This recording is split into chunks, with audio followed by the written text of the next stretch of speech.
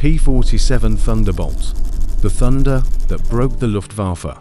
April 1943, over occupied France. German pilot Ralph Oerlikon laughed as he saw the massive American planes struggling to climb. Flying milk bottles, he joked over the radio. None of them knew they were witnessing the weapon that would soon destroy the Luftwaffe. The P-47 was born in 1940, designed by Alexander Kartveli, a man who dared to think bigger than anyone else.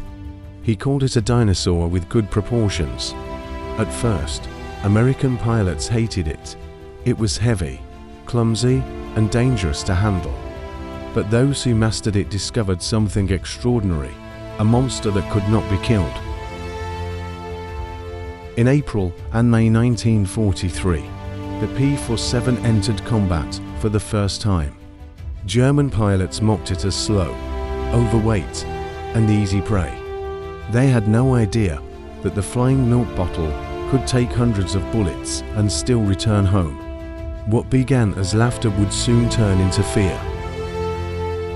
On June 26, 1943, Lieutenant Robert Johnson was ambushed by 16 FW-190s.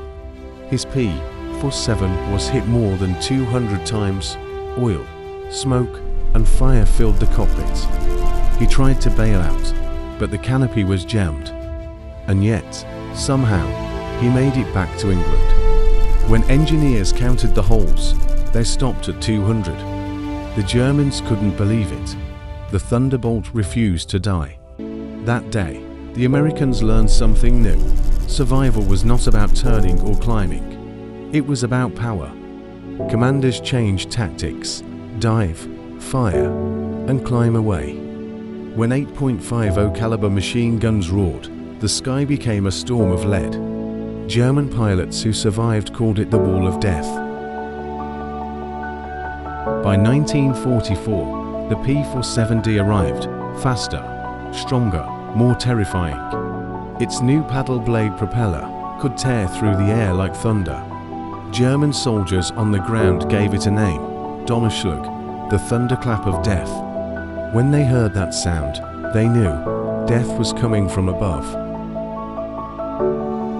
On June 6, 1944, D-Day, over 500 Thunderbolts filled the skies of Normandy. They struck trains, tanks, and convoys with merciless precision. The battlefield turned into a sea of smoke and fire. For the men below, it was not just a sound, it was the sound of the end. Across the Pacific, the P-47 unproved its power again. It could fly over 2,000 miles to escort B-29 bombers to Japan. Japanese pilots called them steel monsters. Ace Saburo Soka remembered, "I fired dozens of shells into one. Nothing happened. Then it turned and ripped my plane apart."